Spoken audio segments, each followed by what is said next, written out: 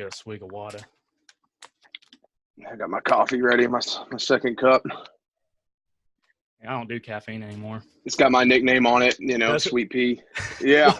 Well, I'll have to get into that then. Where did that come from? But anyways. Yeah, I'll share that with you. All right, cool.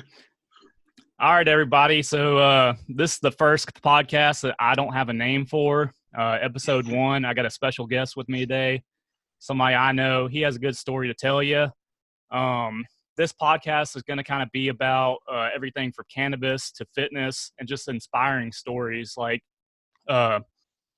things that people go through and trials and tribulations and how they get through them and push through and everything like that. So anyways, I'll let my guest introduce himself real fast.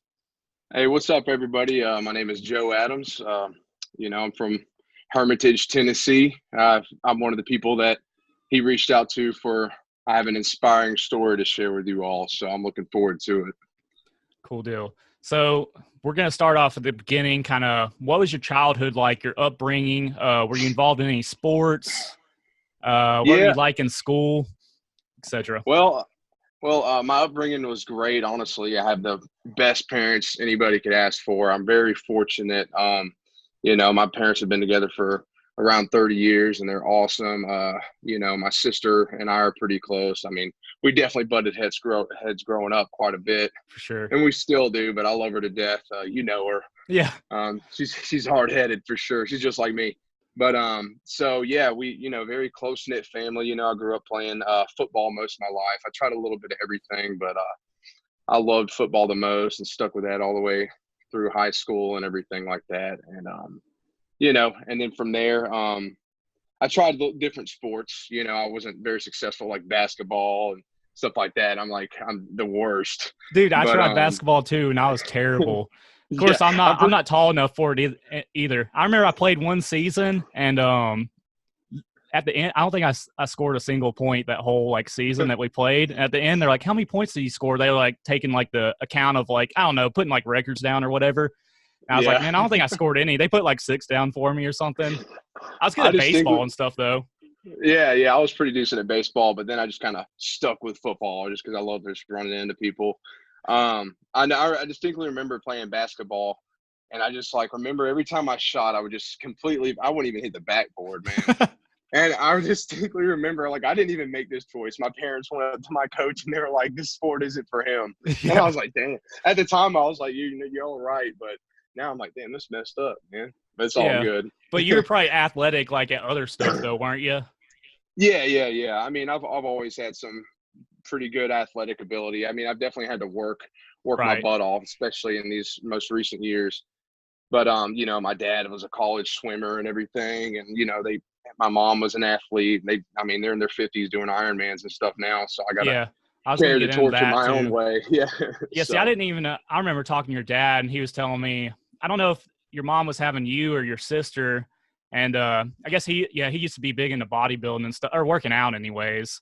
And I remember him telling me, he's like, we're in the hospital or something. He's like, I just wanted to go work out. I just wanted to go hit the gym. Because he was kind of all about it, kind of like we were, Yeah. So now, go ahead. Now I'm trying to get him back into it, Are you? He's getting skinny on us, but at least he's fast as hell, so I guess. Well, his endurance is probably insane. Yeah, he's a beast. Yeah, it's that's unreal. That's a different type of training, though. So, that's great, though, because my cardio capacity is just terrible. Yeah. Compared to some people. Yeah, for sure. Some people are unreal. I see the things he does, and I'm like, man, I could barely keep up. Yeah. But, I got him on bench press at least, so. Did you? So yeah. What were you like in school? What was your personality like, and what were you popular in high school and stuff, or kind of middle of the pack? We moved a lot growing up. My dad was in the trucking business, and like the kind of the executive side, the ops side, and so we moved around a bit all over Georgia. I lived in Texas for a little bit, and then back to Georgia, and then North Carolina.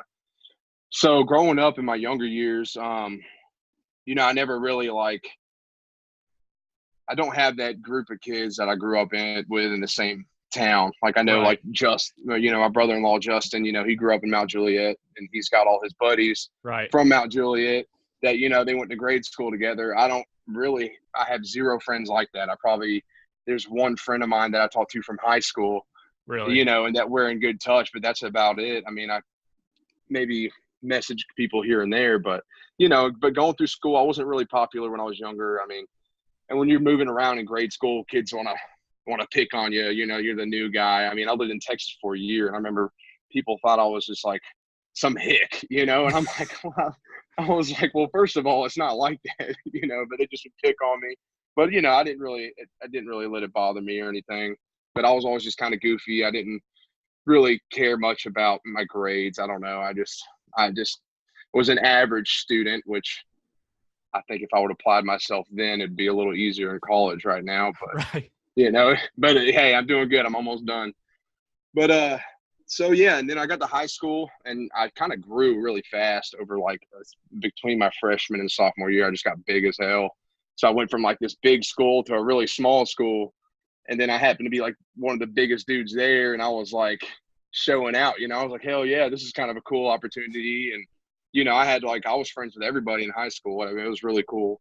Right. But I was never like a dick or anything to anybody. I just kind of just clicked with everybody. I tried to be that way always. So. Well, if anything, though, I guess moving around a lot, that kind of changing schools a lot, that kind of forced you to kind of be, well, maybe, I don't know, more personable with like everyone. And that's kind of like how, like, I don't know you that well, but you're kind of friends with a lot of people. You have a big circle, I guess. I'm sure you only have a few close friends, though. Whereas, like, I grew up in Mount Juliet myself, too, and obviously I know Justin. And I more so keep to myself, though, and I have my little, like, close-knit group of friends, and those are really the only ones I really mess with. Other than that, I'm kind of reserved, like a reserved person, and kind of keep to myself, and which I kind of prefer it that way anyways. I can't keep up with, like, having 100 different friends anyways, so. It's tough. I mean, yeah, I do have like a pretty large circle, but there's quite a few people I trust in that circle. It's really cool, but it's tough because like luckily I commute to school. I have to commute an hour there and an hour back, so I usually use that time to catch up with friends because a lot of my real close friends are from out of town or at least an hour or two away. So to really I make sure every week to just constantly stay in touch as much as possible because sometimes it's the best we can do. I mean, we all got busy lives, so we can't see each other all the time. But, I got a close circle around here, and I stick with them. But, yeah, so I'm just kind of mixing with everybody a little bit. Right. Sorry if it seems like I'm not looking directly at my camera. I kind of realized, like, I'm looking I got my computer screen in front of me. So, and then my camera's mounted up above, and that's the only way I could really do it. But, No sweat, dude. Yeah. So, why don't we segue into kind of like your accident and stuff and kind of what went on with that? Just tell everyone what happened. Okay. So, God, I could kind of touch on like, some stuff I went through when I was younger too, because I feel like this can like, a lot of people can click with this. But so real quick before I transition to the accident, after high school, I was definitely pushed to go to college by my parents. They wanted me to get an education. I respect the hell out of that. But when I was young, I didn't know what I wanted to do. I was like, what am I going to do with my life? I guess I'll go to college. And, I spent a good year I got hooked on, like Xanaxes. I got hooked on pills really bad, man. I had a year where I was just like, I don't know. I got to college and I just like let loose, dude. Really? I was just like down in pills all day, every day. I mean, scrounging for change just to get like, just to stay high. I mean, it was bad. And, a year goes by that I hardly remember any of. And I looked at my like grades and I failed everything. And I just remember like, I had the munchies too, because I was smoking a lot on top of that. And so I didn't work out anymore. I was in sports. So I got insanely out of shape. I mean, I looked like crap. And just hit me one day, dude. I just like looked in the mirror and I was just staring at myself and I was like, you are such a piece of shit. And you were just like failing ultimately yourself, but you're failing everybody around you. Like you've given the world and you're doing nothing besides like being a moron. Right. And so I went, my best friend and I at the time, we went to the recruiter, like Airforce recruiter, and we joined the military together, probably the best decision, like personal decision I made in my younger years to really get myself, that kind of got you away from everything. Yeah, it definitely clicked, then I realized, I was like, man, I have an addictive personality. you know, and I gotta stay on top of that, you know, and I like to raise hell nowadays, but, you know, in moderation, of course. Right. But so then, yeah, I did the military for a while, you know, came back, did that for 6 years, got out, moved up here. I've been up here 4 years now. It's been a hell of a ride since I've been back. I've been all over the place, you know, traveling the world. I mean, I've been in a relationship for 2.5 years now, which is, you know, my longest relationship ever, and it's awesome. You know, but it's just been this past 4 years has been almost 5 years has been a roller coaster, but it's been awesome. Like I've gotten the spirit so much since I've been out. But so with the rec, we'll go there. You know, it was October 18th, 2018. I was leaving class one day, and I decided to go on a little bit of a joyride. I had my girlfriend had just left town that morning for the beach. So she had just gotten to the beach. You know, she was messaging me like while I was in class, and her girls were about to go out on the beach. And I had a couple buddies flying in town that I'm really close to, just to have a boys' weekend in Nashville. My buddies, Kyle and Troy. Well, you know, Kyle wasn't getting until like 8 p.m. It was noon. It was around noon, and I was like, man, I got some time. It's a beautiful day, and you know, I'm gonna go for a nice little ride until I get home. And it's really weird. That morning, I took a Instagram story of my bike because it was cold. It was like 40 degrees. And 40 degrees on the interstate is cold as shit. Yeah, it'd be really I mean, cold. I don't know if you've ridden much, but yeah. Like, I grew up riding like ATVs and dirt bikes, and then I had a little CBR 600 years ago. So yeah, and it's crazy. Like, you know, you may walk around in like 55 degrees and it feels fine, but on a bike, scooting, that wind, it's cold. Yeah. So I was like, man, I remember taking a video, and I said, this is not a good idea. Which is really weird. I said, this is a bad idea. But I got my bike. That's probably something you don't tell yourself very often. But it was because of the weather, you know? Right. I was like, you know, I was just like, shit, I didn't think I was going to get run over. But anyways, so, yeah, leaving my class, man, and I ended up over by like Cason Academy, which is a little elementary school in Murfreesboro. And it's a residential area. It's right by the interstate. So anyways, kind of hard to picture in my mind.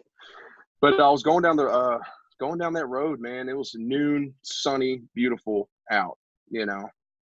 And as I'm going through, I'm coming up on the light, and it's green for me. You know, I'm going around the speed limit, maybe like a couple miles per hour, plus or minus, I don't know. And but I was checking it, and man, I'm just like cruising, and I look over, and like for me, I want to say 10, 15 feet away, I look over to the left, kind of catty corner to where I'm at, and I just see this car. And I'm like, holy shit, man. Like, I just remember thinking in my head, like, fuck. You know, there's nothing you could do. No, I couldn't speed up. I couldn't slow down. I couldn't swerve out of the way. So, like, the only thing that literally went through my head, I vividly remember, is just fuck. And my brain just shut off. And because it knew, like, my nervous system was like, you're about to get destroyed. Yeah. And so my brain shut off, and what had happened was I hit her passenger corner. We hit it like right at the corners, and then my bike fishtailed into her passenger side door, and I slammed my leg and stuff. I flew into the windshield, and after, you know, working with people, come to find out, it launched me 90 feet through the air into a field. So I didn't get any road rash, which is cool because that would have sucked. But, you know, I still flew 90 feet, which looking back on it, I think it's kind of bad. I think it's kind of badass. I flew 90 feet, you know, and like I got hit and then flew 90 feet. Like not many people can say that. So, you know, I don't know. And walked it. Well, I mean, you didn't walk away from it, but you eventually came through. But anyways, I'll let you keep going. So I'm laying there in the field, and I come to consciousness, and you know, I'm like laying there, and someone's holding me down, and I look up, and I see my femur sticking out of my left leg, and I was like, shit, and I couldn't feel it. It was weird. This guy put my head down. Come to find out, it was the SRO officer. He happened to be outside and heard the wreck and ran over. But it was the SRO officer at the school right there. So he's like, hey, lay down. We don't know what's going on. You were in a really bad accident. And I know he was trying to get like phone numbers from me. My phone was bent to shit. And I was like, I don't remember anybody's number, man. And yeah, I'm just laying there, and like, it's weird because I'm in a lot of pain, but I'm not. Like, I can feel that I'm jacked up, but at the same time, I couldn't really feel anything. It was just like so much adrenaline rushing through my body. It's just like I was almost numb to all the pain. So, I'm laying there. There's this chaos going around me. I hear ambulance. I hear all kinds of stuff going on. And I'm just like, oh, man, I'm going to die. I'm just thinking, like, this could be it, And so the life flight shows up. The life flight team told me to call a life flight for me. And they show up. They put me on a stretcher. And I'm like, hey, I told them, I was like, am I going to die? And they're like, we're going to try to keep that from happening. And that's when it really all sunk in. I was like, damn. This is it. This could be it. Yeah. I'm not gonna let it happen. See, I didn't even know you're like conscious during all this. I figured you'd be like knocked down or something. But no. Nope. I was conscious, man. I remember specifically asking that, and that was the reply I got. It wasn't like, oh, probably not. It was like, we're gonna try to keep that from happening. So you said that you couldn't really you didn't really feel anything though? No, man. When I go over the list of like everything I broke, it's almost crazy to think I didn't feel anything, but I didn't. I mean, just the amount of trauma my body took, I think it just went numb in a way. Really weird. Huh. Really weird. But I don't recall feeling any kind of pain. But you just knew though that you were messed up. Like, oh yeah, from what he was saying, and like after seeing my, you see your femur sticking out. That's like the toughest bone to break in the body. So right. I'm seeing that, I'm like, okay, that's not good. If that's sticking out of my leg, then that's a terrible thing. But yeah, I had no idea what all was wrong, that as far as I could tell, like that was the only thing that was broken. I mean, maybe some internal stuff. So they loaded me up on the stretcher, and I remember laying down on the helicopter, and I just remember going up, and I could hear it. I just kept my eyes closed, and I was like, man, stay alive, Joe. I started thinking about like, my nieces and my family and my girlfriend and everybody that just like, it was really important to me. I was like, dude, I got to stay around for them. Like that's just all I focused on. And I just kind of drifted away. Next thing you know, I woke up in the hospital, like post surgeries. I'm pretty sure my heart surgery, and remember seeing family and stuff, and then just kind of finding out that I was going to be okay, that I was going to live through it all. Right. So, pretty crazy stuff, man. Right. So go ahead. Oh, no, you go ahead. Yeah. So, let's see. I have some notes written down here. So, you kind of came out of all this and kind of woke up and realized I'm going to be all right, but obviously you had some issues to work through with, trauma to your leg. And I don't even know everything that did happen to you. All right. Well, I'll start from top to bottom if you want me to. Yeah, go for it. All right. So, let's see. So starting from like my head down, because it's jacked up all the way through. So I started up here. I had a TBI, so I had like, it was minor. I had a minor, brain bleeding and stuff like that. And you moved down. Did you just have like a bucket helmet on? Like no, I actually had I had a full face on. Okay. It's weird. When I was in Florida, I didn't even wear helmets, and I got up here and I was like, screw helmets. I got a little half shell, like a novelty one. Right. And then my girlfriend, she I think she got me like a full face because she got a full face, and I was like, oh, she's like, you got to wear this. I was like, oh, that's sissies. Sissies wear full faces on Harleys. But then I started wearing it, and I was like, man, I actually really like wearing this thing. It's comfortable, like these, especially for long trips. I'm not getting blasted with stuff in the face. Right. All the road debris and stuff would suck.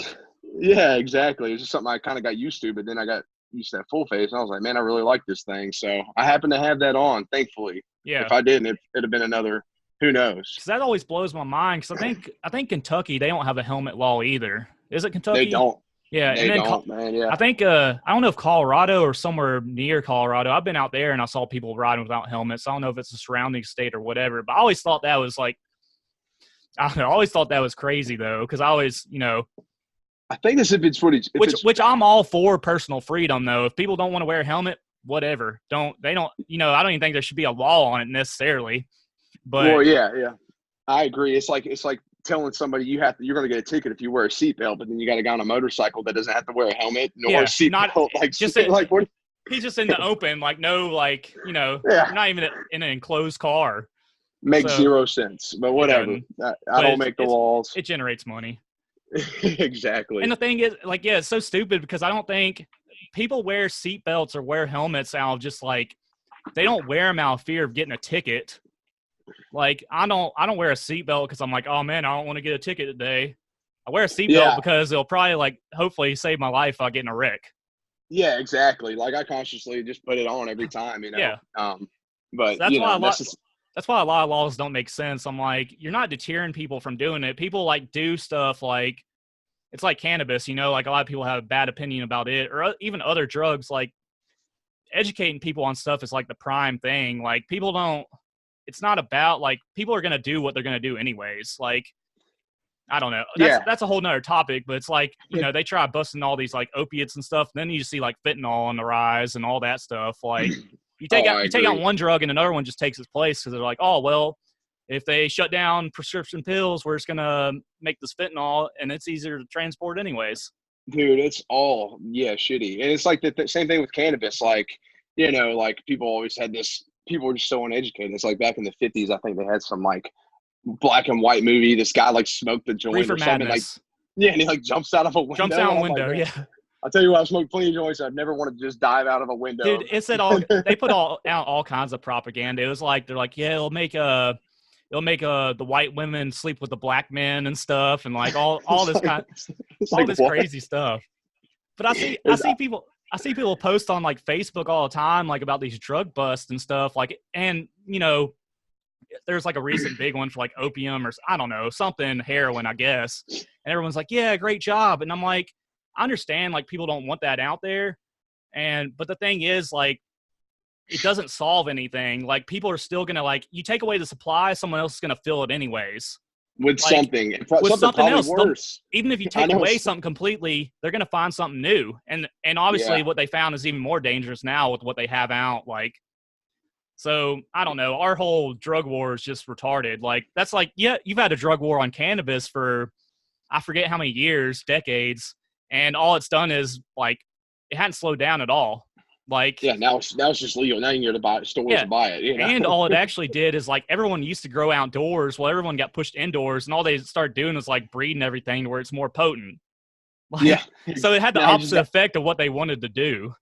Yeah, exactly. Now everything's all like these hybrids that are like insanely strong. You take like one hit and you're like, whoa. Yeah. That's how it is, man. But the game's changed. And it doesn't make sense to me. Like, I don't know, like it's a whole nother topic. Like I respect police officers and everything. And I know there's ones out there, they're like, they see this like in person. They know like, a lot of them are like, oh, I don't care to arrest someone over cannabis. Like I'm not going to ruin someone's life over that. But, it's just pointless to them. So, and I think a lot of them see. Yeah, go ahead. I'm just saying, if you're going to come up to somebody, with a little bit of cannabis and like get on the ground, like, come on, dude. Yeah, like you're flexing a little hard. And then which I have nothing wrong with like alcohol at all, because I'm a person that's like people should be free to take whatever they want. Like it's their bodies. The only time it becomes a problem is that if it interferes with someone else's life. Yeah, like, I'm with you 110%, man. Because like addicts are gonna if something's taken away, they're gonna go to something else, Well, and that's it's just. I don't know if you share the same opinion as me. A lot of people, I tell people this and they think I'm crazy, but I think all drugs should be legal. Yeah, I've had that talk with somebody, and like honestly, I can see. I haven't really like. Because my thing on it is it's kind of like meth. Like I'm not gonna go out and do meth because I know how bad it is. Like. Like there's nothing that that makes me want to do that. And then the people that are going to use it, they're going to use it anyways, like legal or not. Just because you legalize something doesn't necessarily mean more people are going to use it. It's kind of like alcohol prohibition back in the day. Like, I don't know if that drove up alcohol consumption. I'm not sure, but I know it definitely drove up the number of deaths from alcohol overdoses increased. And it was like one of the most violent times in American history. Like the Prohibition time, it was like, yeah, exactly. Like, oh, good job, guys. I'll just make people more angry. Yeah. Like let them get their fix. and alcohol just got more like potent and stuff. Just same way drugs work now. Like you try to, I don't know. It's just so stupid. I just think people should be more like more time should be spent on education, and most people that are like hooked on this stuff, instead of like incarcerating them, we should spend that money on actually trying to get them off everything. Because I think a lot of people that, well, you actually have experience with this a little bit with what you said. There's a lot of people that are like addicted to this stuff. I don't think they want to be. No. I mean, you got to make that conscious choice though, of like, you can't like, I don't know. There's a lot of people that need to get off stuff, but until they make that choice, like, hey, I want to get off this stuff, it's not going to happen. Yeah, I mean, this is what it comes down to, you know, or find like a peer group of strong people that want you to improve and like, or will work with you, you know, maybe some people that have been through the same kind of thing. You know, I'm not necessarily, it sucked being hooked on Xanaxes, you know, like I felt like a loser, but, you know, I'm glad I experienced that because it made me come to a realization of like, you know, maybe things in my life to avoid, or like, you know, taught me how to moderate things or whatever the case is. I mean, I'm not messing around with that, but you know what I'm saying? Were you addicted because you're trying to like, I don't know, somewhat get away from stuff, or you just like to take stuff? Yeah, I think I just like to take stuff, and maybe I was trying to get away from like responsibility a little bit, you know, like I was in college and like, I was like, oh, I had this, not an extreme amount of pressure, but I had this pressure to do well. And like, I didn't know what I want to do. So I was like, man, how can I just kind of kill the time? And like, I don't know, man. It was. Well, I mean, I was kind of the same way though, but I was that way with cannabis. Like, I just loved smoking the stuff. So I'd smoke it. Yeah. Like I smoke it when I woke up till I went to bed, like all day. And I was fine with it when I was younger to an extent. And like, I could hold down, you know, it's nothing like even to say like I held down a job. Like, it's nothing like whatever. You can smoke cannabis and go work a job and be the best worker at that place anyways. Like, yeah. But yeah, it definitely got to the point as when I got older, I was like, man, like, I'm just like, you know, I'm definitely the biggest like advocate of cannabis anyways, or a big one. But it definitely got to the point for me personally where I was like, man, I'm like doing this all the time. And like, I'm waking up in the morning, I'm kind of foggy a little bit. And like, I don't want to be like this way all the time. Like, I need to be able to focus better. And like, I went to the gym and stuff all the time still. Like, I'd still go 5 or 6 days a week. And a lot of times I'd smoke before I went to the gym. Like, yeah, I mean, you can actually get a really good workout in if you just if you just toke just a little bit. Like, you're super focused, you just forget how many like reps you did. Yeah, I did legs one day for like 2 hours, and I was just like, man, this is it kind of takes away the pain. Like, you don't notice it as much, so you can kind of like, you're just like repping stuff out, and like the mind muscle connection is actually like really good. Like, if you get in that zone, it really is. Oh so yeah, it's kind of like, man, if you use it correctly, it's kind of like a pre-workout. No, I agree 110%. But I see what you're saying is like, because like even I had the pills, but I was also smoking all day. Like, I remember like one of my friends, I'd be headed to class and my buddy would drive by. Hey, Joe, you know, like, you want to smoke? And I'm like, oh, screw class. I'm going to go smoke with my friend, you know? And then I'm skipping class to do it. But it was just like an all day thing. So I was always in this haze, you know? And it's like, you know, now, like, I know I can't do that because I need to wake up. I meditate in the mornings. You know, right. I like having a sharp mind. I like getting my blood going, feeling focused. If I like do that, then I know my personality, I'm just going to be lazy and just kind of sit back and like waste time. Right. You know? And see, that's how I was. Like, I just got to where I was hazy all the time. And I was like, man, I don't want to be like this all the time. I need to be like focused and like all that stuff. And also, I don't know, I kind of feel like when you get older too, it kind of changes how it affects you a little bit. Like, I find now it seems to make me like tired a lot more than what it used to. Like, used to I'd smoke that stuff all day and I was pretty good. Like, yes, for the most part, I definitely be like a little bit down, but not, you know, terribly. But luckily, the great thing about cannabis is like you can kind of abuse that stuff, and it's not going to have too many negative like ramifications. Like, no, I think worst case is going to make you a little lazier and eat too much, and that's all comes down to the person. You know, people talk about. I've heard the argument, oh, cannabis is not addictive. It doesn't have, and I'm like, anything's freaking addictive. Yeah. When I was smoking all day and all night, I was addicted to pot. It's like a big psychological addiction. Yes, and just like porn or, you know, or eating too much, you know, like there's all kinds of addictions out there. You can be addicted to anything, just, you know. I really think the worst thing with cannabis is either the smoke inhalation for one, which I switched over to vaporizing years ago, which you can segue, you can use like other form, you can eat it and stuff and kind of bypass the whole like lung issue, you know, with smoking. Yeah. Because inhaling any kind of smoke's terrible for you. Yeah. And then I don't know where else I was going with that. I had another point, but I lost it. It's all good. It's probably my long-term smoking that ruined my short-term memory. The brain cells are all just dwindling away. You know, that's actually like, you know how they used to say they would like, reduce brain cells? Do you know that's actually false? Yeah, I believe that. I didn't know for 100%, but because there's actually the study they based that off of was there's this guy, I don't remember his name, but some kind of scientist. He was pumping a bunch of monkeys with like oxygen mask full of like cannabis smoke, but he wasn't supplying any supplemental oxygen. So they're getting carbon monoxide poisoning. That's why it's killing off brain cells. Oh. So that's where the whole thing came from about, oh yeah, it kills brain cells. But it actually does the opposite. It actually kills off cells that are actually like the bad cells and can help you regenerate like new cells. I believe it, man. I believe it's like you, I'm a huge proponent of it, man. I think cannabis is like the plan. It's meant to work in our lives in a lot of positive ways. I mean, there's so much you can do with it, you know? Yeah. And I didn't know you can make concrete out of it. You know? You can do all kinds of stuff with it. Like that's what got me into it anyways. Cause I was, growing up, I kind of stayed away. I didn't have my first drink till I was probably a senior in high school, which is kind of late for some people. Yeah. Like a lot of people probably start drinking when they're like 14, 15 or even earlier. Yeah, I think it was a freshman or something like that. Yeah. So I was pretty late. And then but funny enough, like the first time I got high was this girl brought brownies into class my senior year of high school. So nice. Yeah, so me and my buddies all ate these, and then we went to lunch. It was like 40 minutes after we ate them. We could kind of like feel them kicking in. We all started like giggling and stuff. And so then we went back to class, and one of my friends was like paranoid though, because he's like, "Oh, the teacher's gonna find out, blah blah." But I just felt good. But luckily they were made. The girl that made them, like back then in Tennessee, most of what you'd find is like reg, like really crappy weed. That was the South in general, yeah. It's like, oh, this stuff's kind of got a brownish color to it. I think it'll work.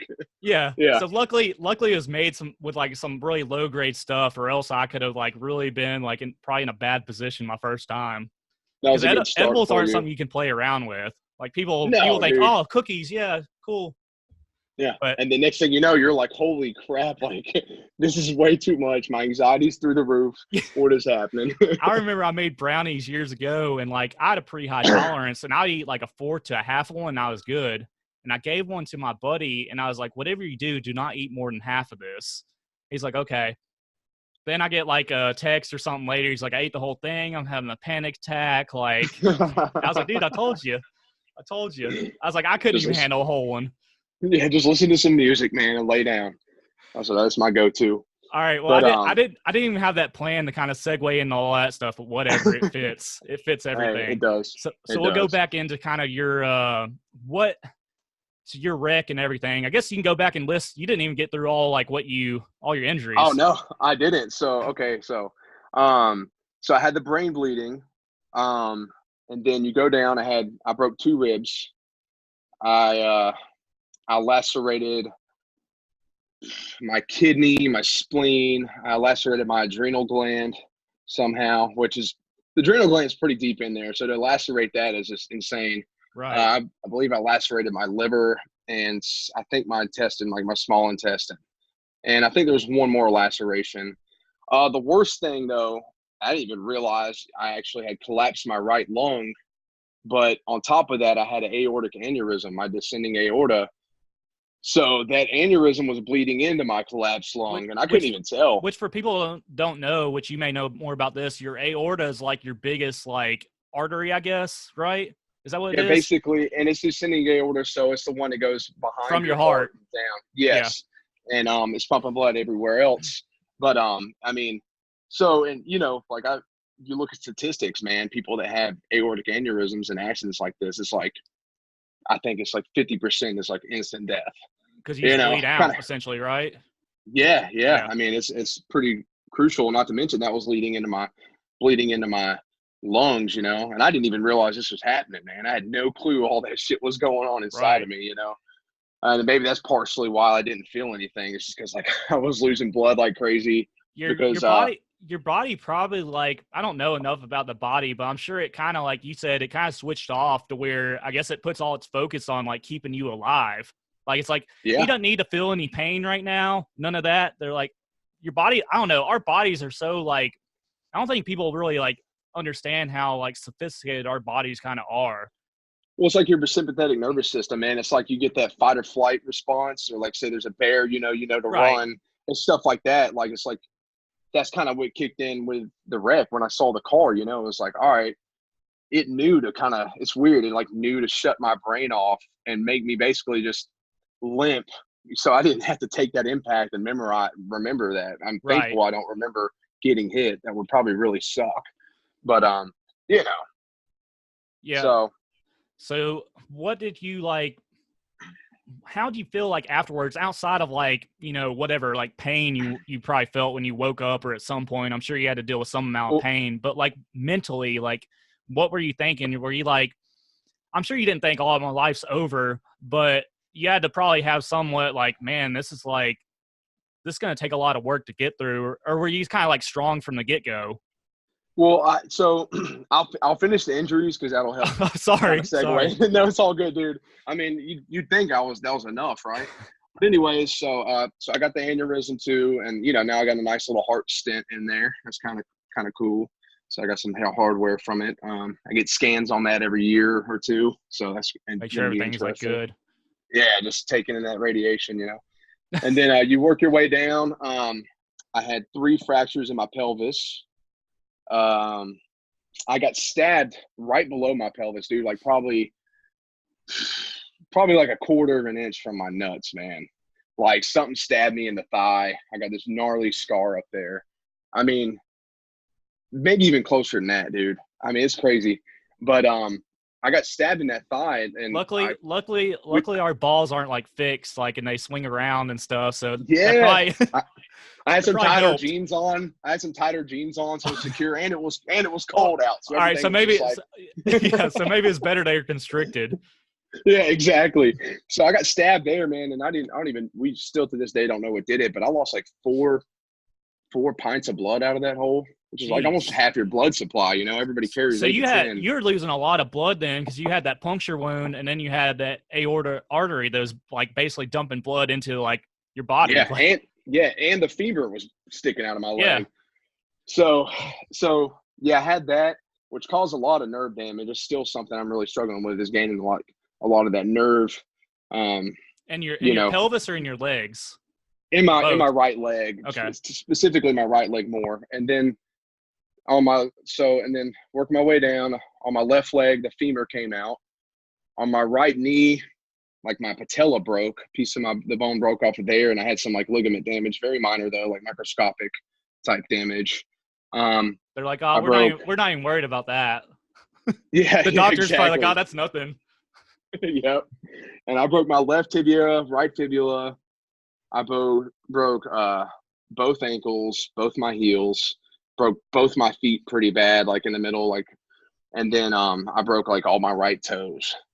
So jeez. I broke everything from my waist down that I could, pretty much. So yeah, man, that's my list of wonderful injuries. Yeah, see, I never even knew you broke that much, because I never asked you for sure, and then I only got my information, I guess, through talking to Justin or Jessica, probably, and they were probably you know, I knew about your aorta, and I was like, man, that's pretty freaking serious. Like, yeah, that's like I knew enough about that I was like, man, that's a serious thing. But so what about, like I was trying to get into earlier, what about your like your mental state afterwards? You know, to be honest, it's funny because like I had all these people visiting me in the hospital. I was in ICU, and of course they had me hooked up to like a Dilaudid IV, which thankfully, obviously, I'm pretty jacked up, so I'm constantly hitting that button. Oh yeah, I was constantly hitting it just to like keep it flowing through me, man, because it was at that time, that's when I started feeling shit. You know, that's when I was hurting. I could feel my body was just completely broke. I was like, oh, this is no good. So I kept hitting that button, but you know, and it's funny because like I kept apologizing to everybody, like my girlfriend, you know, I'm like, she had to catch like an emergency flight bag. My mom called her on the way to hospital, was like, get home, Joe just got life flighted. So Kate's like walking to the beach. She just drops to her knees and like was crying, you know, apparently, and like had to, you know, she's in a bikini with a cover up, like flying back to Nashville, right? You know, in October, And my dad had to catch an emergency flight. You know, of course, I'm like, I guess she was saying like I was apologizing to her for rooting their girls' trip. And like my buddies came in town and I was like, dudes, I'm sorry y'all flew out here for nothing. And they're like, what the hell? Like, you better chill out, Joe. But I think that's kind of just how like guys and men are though. Like we hate to like inconvenience like other people. Like, you know, like I don't you want always everybody having to visit me in the hospital. Like shit. Yeah. Sucks. So you're like, all right, I'll let you keep going. Kind of like what you kind of felt, I guess, or like mentally, like where you at, or like how long did it take you to like recover and stuff? Like that's a lot of broken bones. So mentally, man, it was real tough. I think that's when it got tough, was like once I got past, like out of ICU, I got moved like a level down. And I started, you know, kind of working my way back up. You know, I remember laying in the hospital in ICU though. And I remember telling myself like, you know, I try to surround myself by strong individuals and stuff, but also know like people are watching, man. People are always watching you, no matter what, no matter how big of a following you got or whatever. People are going to see, you know, what you go through. Somebody is. And I had to tell myself, I was like, man, I have to come back better than ever from this. Like, this is my opportunity to become like the strongest person I can, and just bounce back like better than freaking ever and kick ass, you know. And it definitely seeded in because, you know, I talked to the surgeons and everything. And like, of course, every doctor I saw was like, you should be dead. And I was like, well, thanks. But, you know, on top of that, you know, that's a testimony too, as far as, you know, we talk about fitness industry. You know, they're like, if you weren't in the shape you were in, like, you know, with like your muscle and all this stuff, they were like, you'd be dead. And like, that was like, man, like, I'm glad, you know, I've put in the work to take care of myself and like, you know, be strong, because that saved my life. I mean, it's one big part of it. And, but anyways, mentally, so I, you know, I kind of told myself, like, I had this little, you know, the way I look inside, man, is everybody's got like these ashes in there, you know, in their heart, right? Like this little fire, whether it's like little embers or whatever. And really, I just like, man, was like, I got to keep that burning, man, really ignite that flame and just like take off, dude. Just let it fucking ignite and blow up. And, so, you know, I come to find out, you know, they're like, you're going to make a full recovery. And I'm like, hell yeah, dude. Like, this is awesome. You know, and I start looking at statistics. I'm like, man, there's a reason I'm going through this shit. Like, there's like, you look at statistics, man, like the accidents I'm in, the injuries that occurred. And like with my accident, like almost 100% of the time, someone's like losing a limb, never walking again, or dying, you know, and here I am, I get to like make a full recovery. Hell yeah. Yeah. So, you know, they moved me a level down, and I think I had like 2 months of like real hard recovery, man. That's when I was like, all right, we got to kick this in a high gear.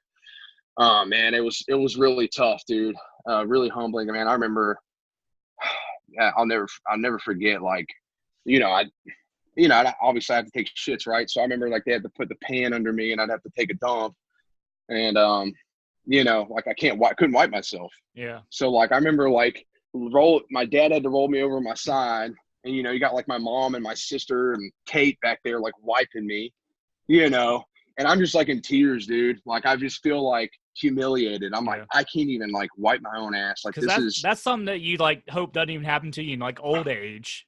No, exactly, man. So it was like crippling. I'm like, dude, I'm a 28-year-old dude. Like these people have to do this for me. Like, dude, it really brings you to a whole nother level. That's like one of the big, like a lot of people like, oh, you're going to work out your whole life. Like, you know, you're not going to like retain all your strength when you're in your old age. I'm like, yeah, I know that. I was like, my body's still going to break down, and like, I'm going to have a lot of like issues, but like my goal is like slower. Yeah, slower. And also my goal is like I can still like when I'm older, I can still stand up by myself and like move around, like have that kind of strength. Like that's the problem. Like people get older, or like they get it even in their middle age in their 50s. It's not even like people getting older, and like people don't even like move enough like in their young age. Like that's the problem, is like once you stop moving, you're screwed. Yeah, like the body's meant to move. Like I always tell myself movement is life. Like essentially, like it's the body's meant to like run and walk and all. I hate running, but it's meant to move. Like and you got to move it, or else it's gonna like quit working. Like hey, I got a professor. You know, he got in an accident when he was 16, and you know, paralyzed from the waist down. Really? Let me ask you, what's your time like? Because I know, like, how much time you got? However much you need, man. Well, I know we're going. Yeah, no, it's good too. So, anyways, what were you at? I didn't mean to derail. Oh no, I was talking just about saying, movement and all that stuff, but yeah, I got a professor. You know, he got an accident, and he's paralyzed from the waist down. And he even told me, he was like, "Man, you need to talk. Like, I do some talking." And he's like, "You got an awesome story," which was cool to hear from someone like that. Who's like now older than I am, but you know, he's still going. He does like that rollerball, right? Like they're like running into each other with their wheelchairs and stuff. But he's like, man, he's like, dude, I stay physical, man. At the end of the day, like, yeah, I can't walk, but I do everything I can. And I find people like that. Badass. People like that are like super motivating to me. Like if I see someone in the gym, like even like a lot of people that are like overweight, like they're scared to go in the gym because they think people are gonna like make fun of them or look at them. If I see like an overweight person in the gym like getting at it, that's like motivating to me. Like I need to get at it. Yeah, dude, like, exactly. I don't think people understand. Like even like someone that's in like super good shape, they're gonna feed off someone else's motivation. Like it don't even matter if you're like some like superstar athlete or something. You see someone that's like went through something, whether they're missing limbs or just an overweight person, but they're in the gym like getting at it, that's motivating to them.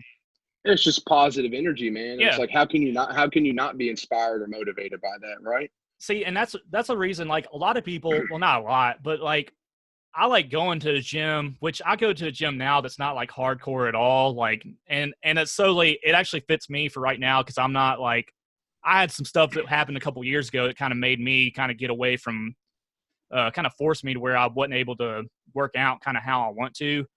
But anyways, yeah, like it's super, I don't know where I was going with that. I lost my train of thought. But my dog is also trying to play with me. Oh man. But anyways, yeah, I can't have anything going on around me or I'm like losing my shit too. Getting distracted. Yeah. But yeah, it's super motivating and stuff like, and it's inspiring. And that's why I think stories like yours, like, are very inspiring as well. Cause everyone in life goes through something. They have their own like demons to battle. And some people though, I'd say some people like you had one like big moment, I'd say. Whereas there's other people that kind of get hit by like a bunch of stuff in a row, like a bunch of small stuff that like breaks them down over time. And that's kind of like how I am. I got broken down over time. You kind of got to build back from that. But yours was just like a big thing that kind of like just hit you and like you had to kind of reevaluate everything. Well, I don't undermine anybody's experience. Like I've had people talk to me, like tell me about their stuff. And they're like, man, I feel silly telling you about this after what you went through. And I'm like, listen, my shit was crazy. But like to me, the way I look at it is that was like my fate, man. I was meant to go through that. I hope nobody ever has to experience anything like that, but it doesn't matter. I'm not going to sit there and be like, well, your injury ain't shit compared to mine. Right. But hopefully you use what I went through as like inspiration to like push yourself past what you're going through. And everybody's issues are their issues, Yeah, and a lot of times it's not even something like, it doesn't even have to be something physical. It can be something like mental that like, something people experience in their childhood or something else. Like, cause it sounds like you had parents that are like super like supportive and like you probably got a lot of your drive from your parents. Without a doubt, man. Yeah, and they've always been awesome. Yeah. So let's kind of go into what you're working on now. Like I know you're going to school for one, but also your company, which I'll let you kind of introduce that. Oh yeah. So okay. Anyway, so I'll kind of segue into that too. So I got, through the hospital and everything, went to rehab for I think a week or two, like 10 days. And that was I progressed pretty quickly and got home. I had to spend, almost 2 months at my parents' house. Just in bed pretty much and shuffling myself over to the wheelchair and just like tied down. Definitely made me dig deep, man. It was a dark time. It was motivating and it helped me grasp and see what my potential was down the road, but it also was like very depressing, dude. It's very hard to go through. But finally I can start walking again and started physical therapy. And I remember almost just right over a year ago, man, like my PT had me doing stuff. And I remember like laying on my stomach and she was like, it gave me some at-home workouts and laying on my stomach. I couldn't even curl my right leg without just like laying on something, just curling your leg by itself, no weight on it. I couldn't even do that, man. Really? I remember taking everything, just like, being so mad, and then to last 2 weeks ago, I deadlifted 405 pounds, which isn't like powerlifting standards by any means. I'm a pretty big dude anyways, but that progress from like not even being able to curl my leg to like pick up 400 plus pounds is 405. 405 is a pretty good, like, I mean, 405 is a pretty good lift. Like, I mean, a lot of people can't do that, and it takes a lot to work up to something like that. Now, there are people that are naturally strong though, anyways, that can just like pick up weights and like throw them around. But 405 is definitely nothing to like. I think we're kind of like, we see all this stuff on like Instagram and like all that stuff where there's these beasts on there that can just like deadlift like 700-800 pounds. Yeah. I think there's like a dude. Yeah. I don't know if you ever heard of Stan, like Efferding. They call him the Rhino. There's like an old video of him. I think he's like seen him. He's deadlifting like, I forget the weight. It's probably 405 or higher, but he's doing it one-handed. Unreal.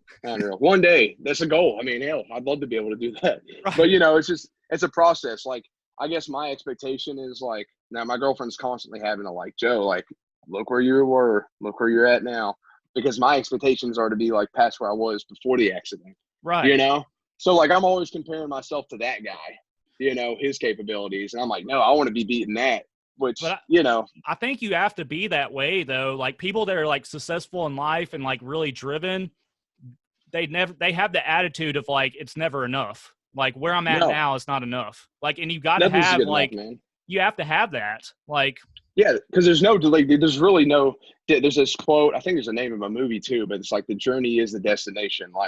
Like, there is no end game to me, really. And, one day I'm going to pass and go on. But, like, throughout my life, like, there's no matter – it's always going to be about progressing no matter what. It's right. Like you got to – there's going to be another level. Like, okay, I hit this milestone. Boom, let's bump it up. Let's keep on going. Like, there's never just an end. Like, I'm going to get here and then I'm going to stop. That's never going to happen. It's not good enough for me. Because I know – you probably know I used to, like, kind of compete and stuff. And, like, or I did a couple shows. Like, and so I was, like, super – yeah. I was super into it, and then I had some stuff go on, which I may do another podcast about that on my own self because I ain't trying to talk about myself.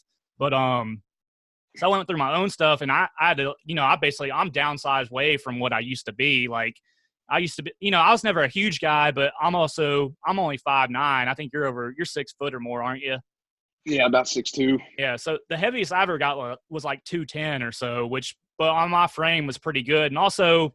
I think a lot of people get caught up on weight, like, and it's not so much like you have some guys that are like 170 pounds that are freaking jacked, like because of how their muscle bellies are and everything. And like, that's always my kind of like, I kind of chased the scale for a while. And then finally I was like, it's not all about, I'm more focused on like my appearance now and like just developing stuff. But anyways, as long as you have some kind of goal, right? Yeah.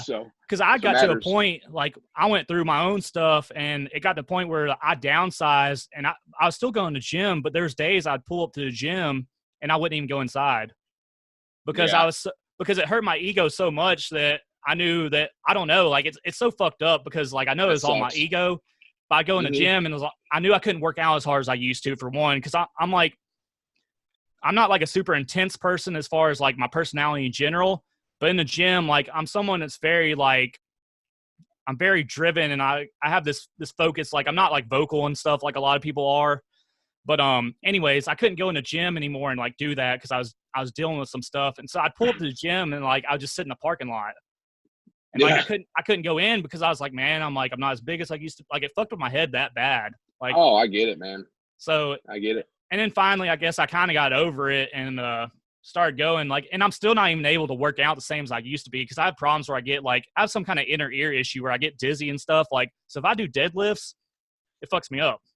Like vertigo. Yeah, I have this persistent vertigo, and like I'll get to like even like on my leg days, I don't squat or nothing because I'll like turn it on, but like any kind of intensity I try to do, for some reason, like it brings up that vertigo and it gets to where I can't even like focus on stuff anymore. Like my vision almost like bounces. Yeah, that sucks, man. Yeah. But it also like, it does suck, but I kind of look at it now. I'm like, well, I got to do what I can to like work around it. And like, hopefully one day I can get it sorted out. Like, and that's the way to do it, man. It gives you more like I know your accident gave you more appreciation. It gave me more appreciation too when I went through my own health issues. Cause I was like, man, like I really got to do everything I can to take care of my health now, because like, you never know. I guess I also realized like, all right, so I've always been like, anyone that goes to the gym, I'm like, all right, good, like power to you. But I'd be kind of judgmental at people too, because I see people in the gym, they're like, yeah, I want to compete and do this and that, but they wouldn't like really work out hard. And like, I'm like, what's the point? And then, but I'd also be judgmental kind of towards the other people, not like just in my head, we have all these thoughts that just go through your brain, you kind of got to filter them through. And I'd be like, everybody's judgmental. Everybody's judgmental to some extent.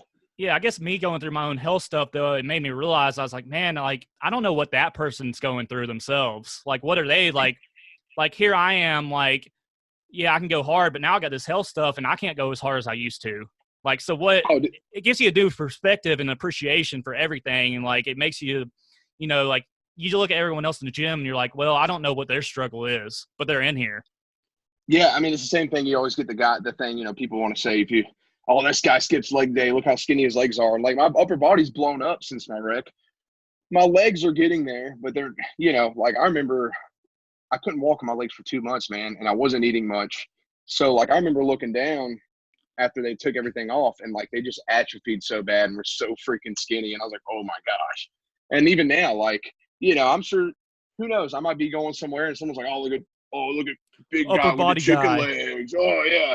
But, like, and it's like you said, you don't know what anybody's been going through, because, like, if they knew my story, they'd be like, oh, shit. Fuck. Yeah. And, like, yeah, you can't, like, look at someone and be like, man, that guy is skipping this or skipping that, or he doesn't have discipline. Like, do you really know what's going on? Because he could be jacked up.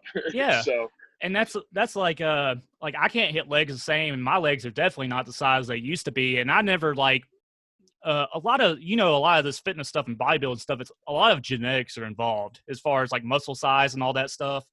And of course, a lot of people, majority of people, they don't eat correctly and stuff, and do all what they should do anyways. But anyways, like, that's something that still bugs me now, because I was like, I can't go in the gym, like, squat like I want to. And, like, even back when I used to, my legs were never up to, like, what I wanted them to be, even though, like, I squatted my ass off, like, and I hit it hard. Like, same. But luckily for me, I have good calf genetics. So I always had, like, I did. So at least when I'm wearing shorts, it looks like I actually, like, work out legs, like, pretty hard, Yeah, so, I'm always pissed at my calves. My calves are just – they piss me off. But I work normally on. My calves are downsized now, but normally they're bigger than my arms are. So, there you go. Yeah, like I think I used to, I stay pretty lean anyways. I think I got my calves up like 17 inches or so, and I was pretty lean, and that's pretty good, like, calf size. Yeah, for sure, man. That's badass. But I'm just lucky in that, though, that I'm blessed in the calves. Like, there's a lot of people that approach me in the gym sometimes. I get, like, good shoulders too, or I used to, and, like, people always approach me and they're like, how do you get your shoulders so big, or how do you get your calves so big? And I tell them, like, I was like, honestly, man, it's all genetics. Like, I don't do anything more special than you do. I tell them what I do though. Like, cause I've always been, when I got into working out, I wasn't naturally strong at all. Like, I'm not one of those people that go in and bench press 225, like, off the bat. Like, it wasn't me. So I always focused on just like the muscle contraction, like just feeling it. And I think people kind of underplay that too much as far as, like, getting in tune with, like, getting those contractions, because if you start out, like, people get too obsessed with chasing weight, like, lifting heavy. Whereas if you actually, like, make that connection with your muscles, once you get to that bigger weight, you can actually make it, like, work for you and know how to contract with that heavy weight. Without a doubt. Yeah. That mind muscle connection, man. It's everything. It's huge. It's huge. But, all right, I'll let you keep going. Like, I know we keep, like, segueing off into randomness, but get sidetracked. Yeah, I'm like the worst person with that. I'll go off on rants. That's how I wanted this to be, anyways. Like, I wanted to kind of get off on wherever the conversation took us. So keep it casual. Yeah. Enjoy it for sure, man. Not like some super scripted thing. Like, that'd be terrible. That's like, well, it's fun. I try shooting, like, videos for my company and stuff, and, like, I'm like, all right, what am I gonna say? Like, like, you kind of try to script it out and stuff. But then, like, I have to do like 3, like, retakes, because I end up just fucking shit up. Sometimes it's better to go with the flow. It is. Yeah. So they wanted me to do a speech at my sister's wedding. I was like, started writing shit. I was like, I don't know what to say. Yeah. So I got to the wedding. I didn't even have nothing written. I just, like, spoke from the heart, man. Cause I think it's better. I think it's better. Comes out better. It does. Like, and that's how I am. Like, dude, like, I hated giving speeches in like school and stuff, like, because I'm kind of like a shy person, reserved anyways. So I'd feel like if someone just put me on the spot and like, hey, you got to speak, I'd be a whole lot better with that, other than having to wait a whole week to make a speech. But yeah, I'm with you on that. I think it's a whole lot better to just like go into the moment and feed off that energy and just speak, because then you're taking in like everything. I'm a big believer that everything's like our emotions are like, I don't know, like everything around us is energy, like surrounding us. It's like if you surround yourself with positive people, you're going to be a more positive person. And it's the same with your thoughts. Like if you have negative thoughts all the time, you're going to be a negative person. And that's something I struggle with a lot, because my mind, like, I think a lot anyways, and I'm very like internalized. And I like thinking a lot anyways, because you just like, I don't know, it makes you view stuff differently and you get better perspective. And it's kept me out of a lot of trouble too, because when my friends are like, hey, let's go do this or that, I'm thinking of like this 100 different scenarios that can go wrong. And I'm like, no, I'm good. Yeah, there's pros and cons to it, because sometimes you just like, I've always been the same way, just kind of like thinking, and man, maybe I shouldn't. But then, I kind of weigh and balance, and like, I feel like sometimes you'll miss out if you do that too much, like, no, you will, you just got to live. Cause sometimes I just have to tell myself, say, fuck it. I say those 2 words, and honestly, I'm head first, and I'm like doing something like fun as hell. And I'm like, I'm glad I didn't overthink that. And it's good to be that way, because like you said, there's pros and cons, because I'm someone like, if I have an idea, like starting a company or something, like, dude, it'll stall me out from starting something for so long, because I have to I need everything to be perfect. Like I've got to think all this through and make sure everything's like whatever. But then I was watching, do you ever follow Gary Vaynerchuk? You ever heard him? Yeah, Gary V. Yep. Yeah. Like I like him because he's like, he's kind of said something. He's like, well, just fuck it. He's like, there's no like, he's like, your idea of perfection isn't going to be what someone else's like idea is. Like you're going to have this, like, someone else isn't going to like be as, I don't know, you're always going to be more, it's kind of like our bodies and working out and stuff. Like we're like, oh, this looks like shit. Whereas everyone else, like, that dude's in pretty fucking good shape. Like, exactly. So yeah, it's always, I don't know. I always like Gary because he's like, just fucking do it. Like, stop waiting and trying to perfect everything. He's like, have a plan, but don't sit there and just sit on it. He's like, he said something like, speed of execution is way more important than perfectionism, is what he said. I agree. And it's something I'm struggling with right now, because I just launched my brand like a week ago, and now I'm like at a standstill because I don't have any apparel sent to me yet. And it seems like I kind of like try to see what others are doing. I don't want to copy anybody, but I'm like, all right, they got their apparel going. They had their apparel going as soon as they launched. I don't got that going yet. I'm more in the process.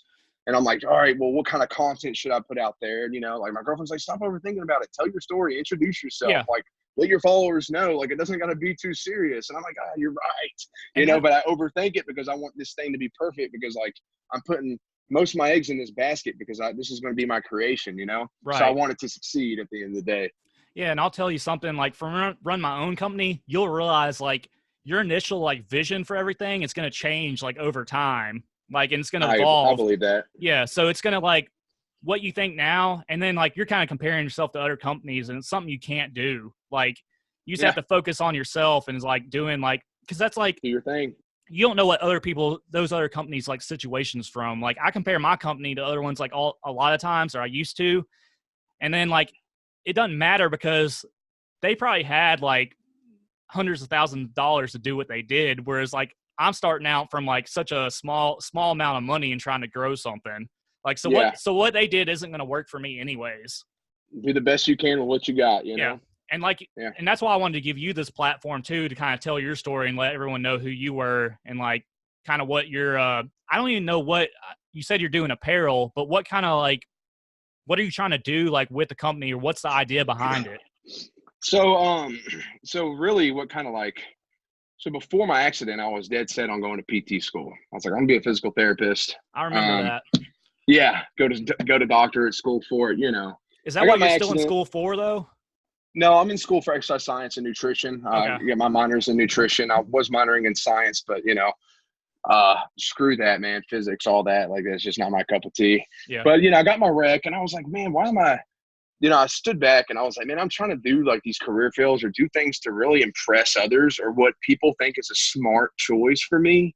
But at the end of the day, I don't, it can be over just like that, dude. Why am I like wasting my time trying to like go by what everybody else's standards are, or they think is a good idea? Why don't I just do what the fuck I want? Right. And I said, I have the opportunity, I have the platform to inspire people and make something special, and like my passion's always been fitness. I love training. I love exercise. I lift all throughout the week. I'm doing cardio. I'm almost a month into jujitsu, which I freaking love it. I've been training jujitsu hard as hell. And it's so much fun. And so I'm all about being physical. And, I got to looking around and, not banging on, not trying to knock anybody in the fitness industry, but I noticed there's a lot of trends, man. And just a lot of the same shit. And there's a lot of apparel brands out there. But there's a lot of apparel brands that don't mean anything, man. They don't really have something they stand for. They just make some trendy, cool stuff that fits well, and everybody's wearing it because it's stylish and it looks cool. I think that's like every industry though. Like there's always people that are in it just to make money. Like that's all they're like, I just have this opportunity to make some clothes or whatever, a product, but they don't have any kind of like connection to it. Like, and it's to me, that's silly, man. And that's not my motivator. The sad thing is how many people fall for it though, as far as like, I guess like I read through a lot of bullshit when like I view stuff on people's like social media and everything. And like too many people get caught up in like just viewing what they see. And they're like, oh, this dude's got the perfect life and like blah, blah, blah. I'm like, no, he doesn't. Like he goes through the same shit we do. Like you don't know, I don't know, whatever. He may have a worse off life than you do anyways. I got a buddy that's, he's had some meetings with some multi-millionaires and he sat with them and come to find out they were all miserable people. Their motivator in life was money, and that's all they had. They didn't have all the other things of value that like we had, and it's just like you have all the money in the world and you think this guy is just happy as can be living the dream, but really that's the only leg he's got to stand on. Without his money, he ain't got shit, and go ahead. I think that's one of the hardest things in life though, is really to find your purpose though, and like find something that actually like, I mean, I still hadn't got there. Like, I'm still not, I don't know if like humans can ever be content though. Like, no, I mean, okay, let me take that back. There's a lot of people that like, I guess are like, they're just like sitting there, like they just kind of like let life go by. Like, like, and that's their thing, whatever. But I guess what holds me back though, is a lot of times a fear of like, what if I don't get to where I want to be? Like, what if I never reach that point and I die before I actually get there? But the thing is, though, too, I don't always progress towards that. I know, but the thing is, too, I don't even know what that point is. So it's like, how can I be like upset over like, I don't know. Little time, yeah, exactly, man. But I like that. I like that point you touched on though about your buddy meeting all those millionaires not being happy in life. Because Gary Vee says the same thing. He's like, I have so many friends that have millions or billions of dollars, yet they're unhappy. Like they hate life. Yeah. And then he's like, I got a friend that makes $70K a year, and he's fucking like on top of the world. Yeah, so like he just enjoys his life. Thing. Exactly, dude. I mean, it's all about your mindset, man. If you just focus on money, because at the end of the day, I hate the fact that everything revolves around it almost. Like unfortunately, you need it to like do things you enjoy and this and that. So yes, I want to make a great living. I want to make money, but it's not like all my focus is, because if that was the case, then I'd just be miserable. And that's where the brand comes around, because like I wanted to create something with meaning and I have a story that can really drive it. And, so it's a fitness brand, but it's also like a lifestyle type of deal. It's more so lifestyle. Fitness is what that's the niche because, that's what I'm involved with. Right. But I want people to, see this brand for what it is. And like, so it's called Relentless Pursuit. And, I thought, I like to associate like wolves, right? Wolves are always in pursuit. They're always in pursuit of prey. If you look at my logo, there's it's like a wolf in a circle. And so the circle is basically, there's this old symbol called Ouroboros, and Ouroboros represents something whole, something infinite. And I was like, well, that's cool. And I got to thinking like, all right, well, wolves are always in pursuit. So I talked to my friend that created my logo, and I was like, hey man, I want to make like an Ouroboros wolf, that represents like an infinite pursuit. So you just kind of mesh those two together. So the wolf is in like a whole infinite pursuit. And so just kind of mesh those two together, and it came out to be this Ouroboros wolf hybrid thing. And I think it's cool as shit. But I think at the end of the day, for your pursuit, there shouldn't be, like you were talking about, will I ever hit that goal? I don't think that should be the mindset. I think it should be like in constant pursuit, something that's infinite. You're never giving it up. You're always pursuing, no matter what it is. Like the goal never stops, and you need to be relentless about it, man. And like, I think that can apply to fitness goals, like whether you're trying to lose weight or get stronger, or your career, or like being better for your family, or overcoming some kind of struggle. You're relentless in your pursuit to overcome this drug addiction, or whatever the case is. It's applicable to anything, everything in your life, and that's really what I want to drive to, the followers and everything, is just a really positive mindset, and, see what we can do with it, man. I mean, they're really, like you said, the vision's going to change over time a little bit, but I know what it stands for at the beginning of the day. And I want to create something special with cool ass apparel that's comfy, but it's not a trend, man. It stands for something important. And, I think a lot of people can get on board with that. Right. Yeah. So I think it's super important to have, like, that's what will make your company successful, though, is because you actually have a personal story attached to it. And that's what kind of drives you for it. And that's why you want it to be successful. And it's not, I know that you're probably the same way I am, and on how you view money is like, you want money so you can have those experiences in life, and you want to basically have financial security is what you want. And then also I want like kids not born into debt, Right. And also, I know, like me personally, I would like to have a lot of money solely so I'm financially secure and I can do things I want to, like, possession type stuff that I know at the end of the day. Freedom. Yeah, I know at the end of the day, like having a nice car, like if I want a Corvette or something, like it doesn't really mean that much, but it's something that I want to have. But I have that separation on stuff like possessions and stuff. I know, like, whatever. But anyways, my biggest goal though is to have me be financially secure to where I can help everyone else out around me. Like, I'm the same way, man. I think investing in your friends' businesses. I think you get the biggest satisfaction out of life in helping others. Like when you can sit there and provide for others, and then like do whatever. Like if you want to like take your friends all on a vacation somewhere and you just pay for it all, like that's like the greatest thing. So yeah, dude, that's the goal, man, is to have that freedom to do stuff like that. And then it gives you an opportunity for so many other avenues to like other stuff you want to do that maybe like I'm super into like dogs and stuff and pets. So I'd like to one day be able to like, whether it's me donating money or having like some kind of facility to help out like dogs and all that stuff, or animals in general, like that's something I'd like to do. Hey, we'll put our heads together, because in a few years, 2-3 years, I'll be opening up a gym of my own. Like once the brand's built up, that's the goal. And then, every month I'm going to do something for the community around me, whether it's for the dogs or whatever, we could do we will have to talk, because I kind of have some ideas as far as like, I'll talk about it on here a little bit, but I'd almost like to have a place. It would have to be in the right location though, but to have a gym or something, there's a lot of people that, they work full-time jobs, but they have that lunch hour to where they could come in or something, I guess, or even at the end of the day. But these people, like, they have such busy lives where they need to get in and out. Like, so it'd have to be like a place to where they can come in, they can get in their workout. You have meals for them there, just like, whatever. They have all these prep meals now, but you have all this in the gym. They get their workouts in, they get their meals in, but you also have all this like newer technology to where they can get like massages done there. Those cryo things. You could have float tanks. You got to add value, man. You got to add value. Stuff like that adds value to your space for sure.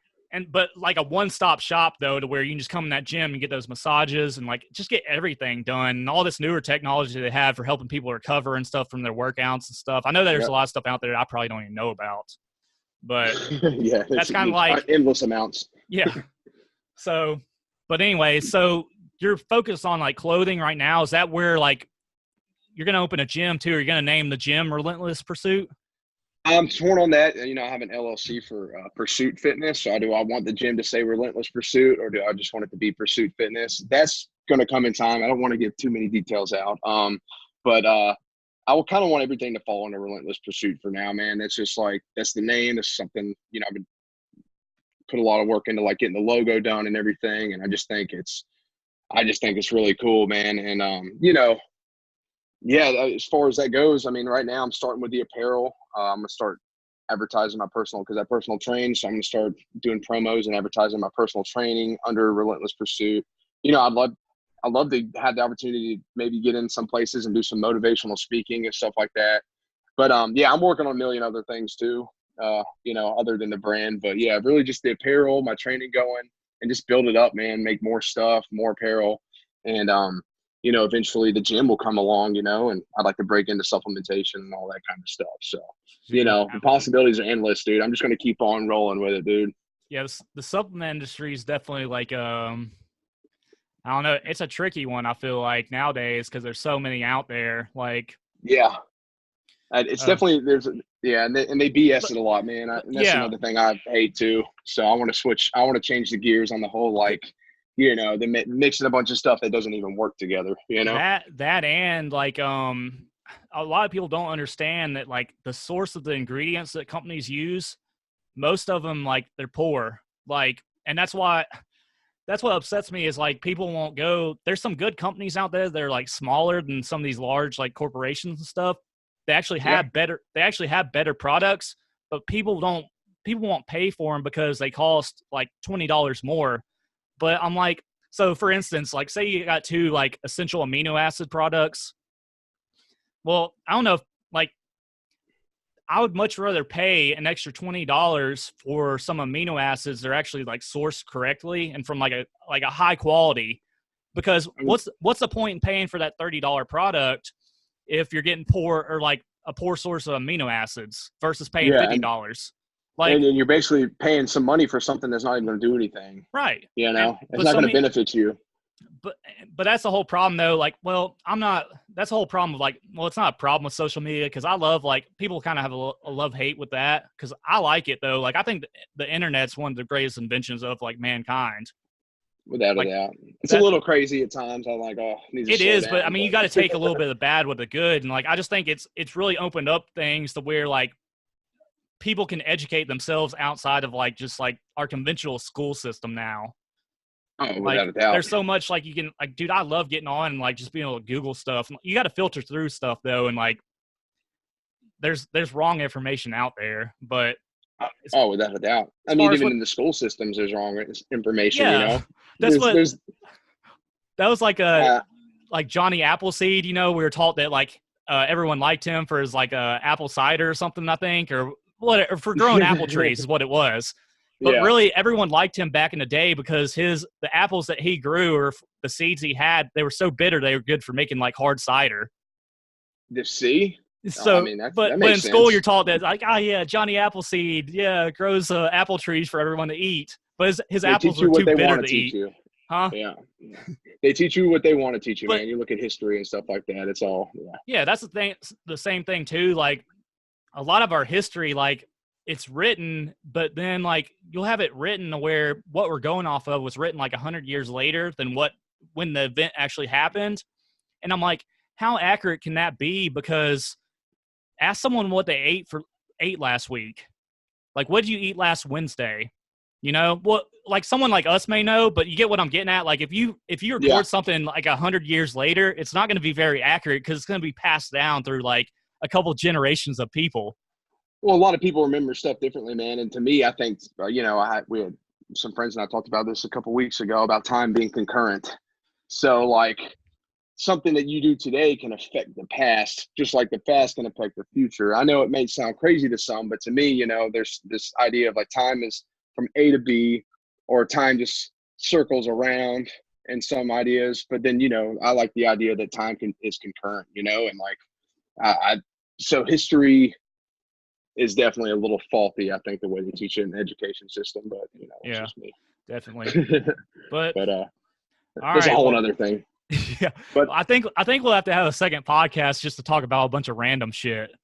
Yeah, Like, I agree. just because I think you're probably kind of like-minded with me on a lot of stuff on your views on like just general, just different life stuff and stuff, just from talking to you now. Agreed. And just whatever. So we'll schedule another one.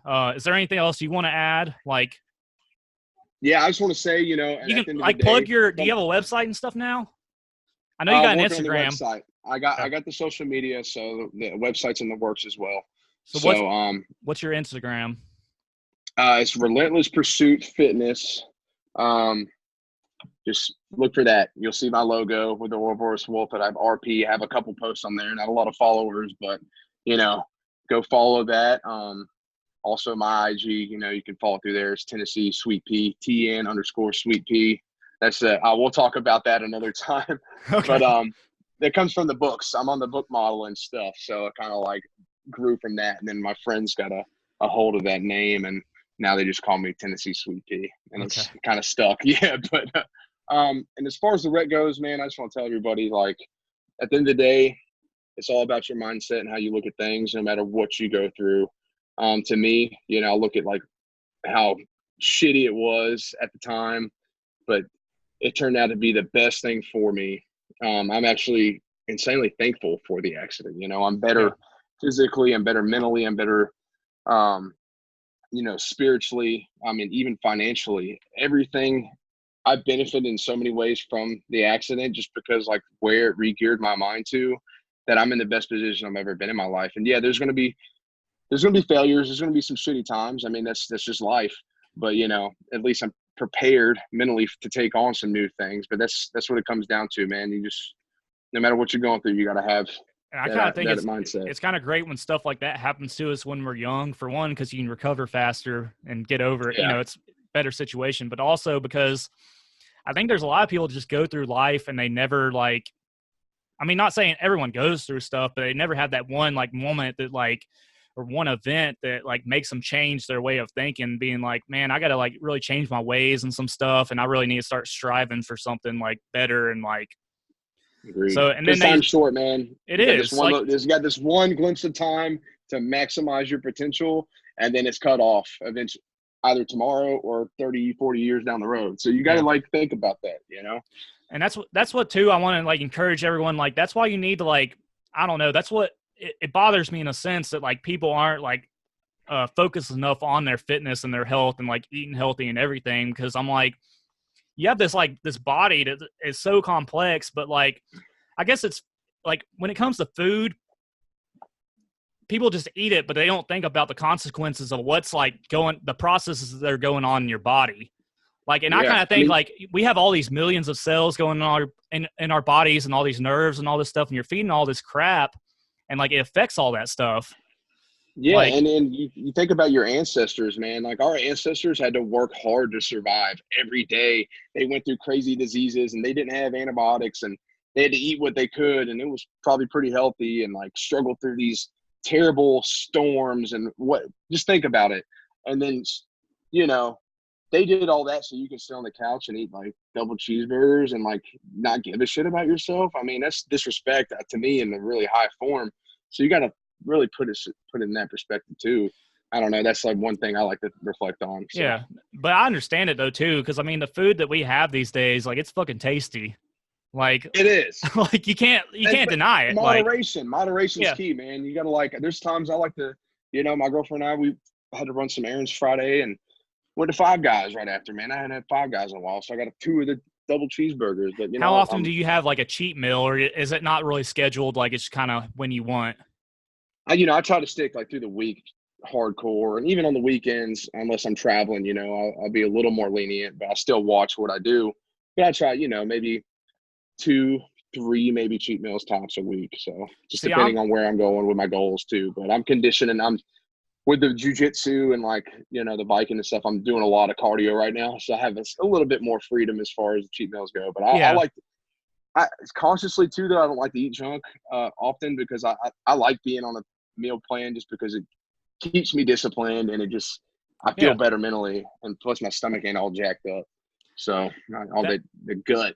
That's what like I just recently kind of like got really strict on my like diet again like 3 months ago, And it's already made changes though in like my physique just from because I've been hitting it like, you know, I'm not able to work out the same as I used to, but like just having your diet correct like makes like a huge like difference. Without a doubt, man. But even back when I used to be like heavy into it, dude, like I had a problem to where, like no lie, you know those big family size bag of M&Ms? Yeah. The large ones. Okay. Yeah. Every night I would down one of those along with a bag of goldfish. I don't know how the hell.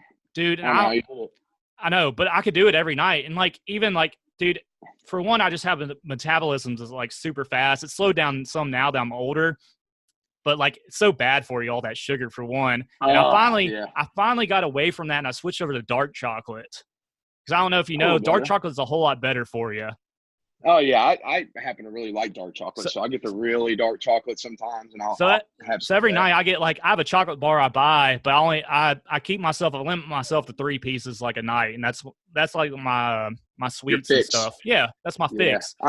I'm also still bad on chips though. Like I'm bad on chips. Like, and the sad thing is I need to find a better carb source because if I cut out my chip addiction, I'm gonna be dropping weight again. Yeah. We'll brainstorm on that. I'll tell you what, man. It all comes down to me. I just don't buy anything at the grocery store that I know I'm going to snack on. So I have like my meal prep. I use a service. My friend here, I have a meal prep service I use, and like I really just have the stuff I need. That way I don't, because I will snack on shit, you know, if I have it, but I just make sure it's not available. So yeah, that's the best way. And I don't think people like you said, like now, like if you actually, just for people out there that don't know, like if you actually like stick to a diet for a period of time, you kind of forget what all that good food tastes like for one. Not to say you won't have cravings. Like I'm talking about a diet, like you're not dieting to lose weight to where you have all those like ridiculous, shit.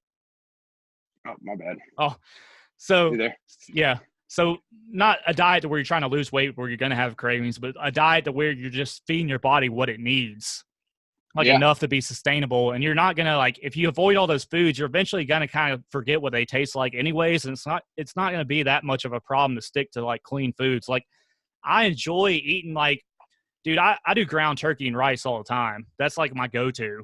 Like that's what I love. So, and it's a good meal. Like, I don't get tired of it. Like, I get tired of chicken and stuff, but like ground turkey and rice or ground turkey and like a sweet potato, that's me. Yeah. I'm the same way, man. Like I can just constantly eat the same thing over again. I don't know. I like I said, it's disappointing. You like being in like I guess like a lot of us do. You like being in that consistent like groove and like set plan to where like everything, like you probably hate if stuff gets deviated like to a degree. Yeah. Like, oh, without a doubt, man. I'm like, I feel like crap. And it's like, you know, I've been told, oh, well, no, not everybody has that mindset. You know, not everybody looks at it just as fuel. And I'm like, well, then at the end of the day, you need to change your mindset. Yeah. Because how bad do you want to improve or like better your health? It's not like necessarily everything has to be tasty and all great. Like change your mindset. That's what it comes down to. Which was that how you were when you were a kid though? Did you eat a lot of junk food when you were a kid, or did your parents kind of keep you from it? Not really. I was heavier. I was like a lineman, you know. I was just like a big dude. But you know, my mom like always made Italian food. I just ate a lot of pasta and stuff. So I ate a lot, but it was all home cooked meals. I didn't eat a bunch of junk. I drank a lot of sweet tea. You know, from the South, dude. That's part of it. I drank a ton of Mountain Dews too. My mom didn't buy soda. She didn't buy sodas. I'm mad at my parents now though, because I'm like, I always tell them like, I was like, y'all are my parents. You're supposed to like have like, they just didn't know though. Like, I don't know. They just weren't ever involved in like all the health stuff. And like, now that I'm older, I'm like, man, I did so much shit that was like bad for me. Like, and that's also what upsets me now. Cause you see all these parents are like, oh, I don't want my kids going around like whatever. It may be cannabis or whatever, but they'll gladly sit there and feed their kids like fast food and like sugar and everything. And I'm like, you know how much more detrimental that is to them?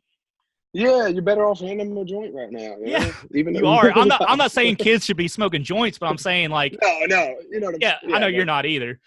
The comparison. Yeah, the comparison, because I'm just like, y'all don't like it blows my mind, like some of our drug laws or whatever it may be, and then like our food though is like terrible. Like people do not understand how much of a negative impact our food has on us. Yeah, those habits you create, man, can be detrimental, or they can be awesome. You know? Sorry, what I wanted to touch on though real fast, you said like you have people like, oh, not everyone has that mindset. Well, like, yeah, I didn't either when I was younger. Like I developed that. Like it's something like it's something that you develop yourself. Like it's nothing like it's not just given to you. Like there's other stuff in life. I think like people are naturally good at stuff. They're like, naturally good singers or whatever it may be. But like I don't know, the mind, like I kind of think the mind is like you can change it over time. Like it's not like fixated. Well, it comes down to discipline, man. That's like what I think completely, because you get a lot of people like say they can't stay on a meal plan or they can't get to the gym. They need motivation. And it's like eventually, you know, motivation should help you get started, but that motivation doesn't stick around for anybody. No, motivation should push you into setting up a disciplined regimen on like how you want your life to be. And then from then on out, you just stick to your discipline. I mean, really, it's not that hard to grasp. And I think everybody's capable, but see, you know, there's so many people that excuses out there. There's so many people that want instant gratification. They want that quick fix. That's why everyone's so like in these like fat loss, like cleanses or like, yeah, let's cleanse your liver and your kidneys. Yeah.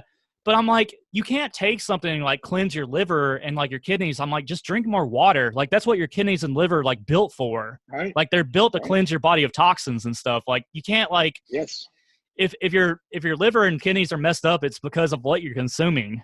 You can't just go and like take a product and like, oh, I'm going to wash them out. Like, no, just like give it fucking water and the right food and it'll do its job.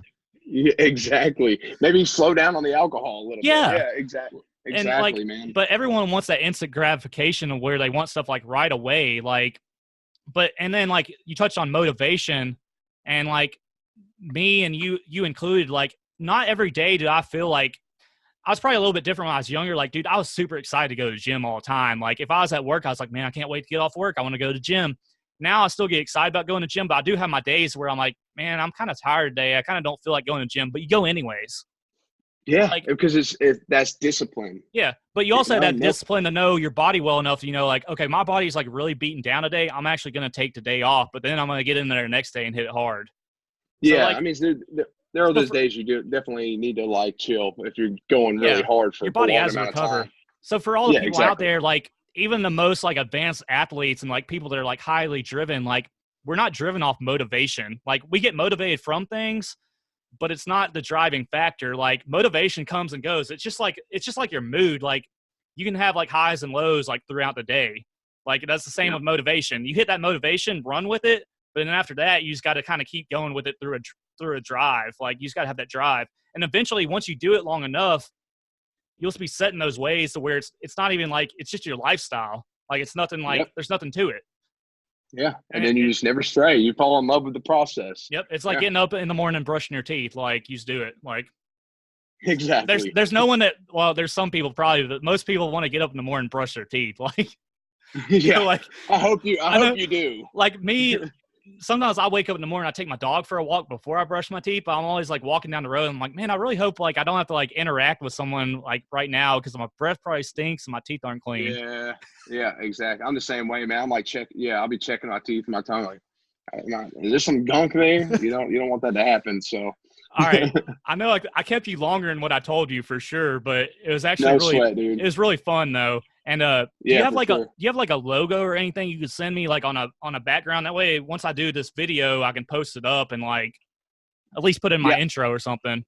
Yeah, I'll send you something as soon as we get off here. All right, cool deal. I appreciate having you on, first guest. It was great. Hopefully, if you're open to it, getting on another one, we'll shoot the shit.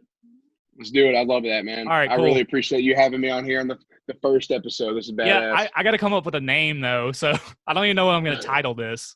But all good. I'll figure it out. But yeah, I'll have to work on this and get it all set up, and hopefully everything actually recorded right. Because I'd be really fucking pissed if like we did all this and it was messed up. It says recording, so it should be good. Yeah, for sure. All right. Well, appreciate having you on, man. So I'll talk to you later. All right, Blaze. I appreciate you having me, man. See you, Joe. Take care. See you.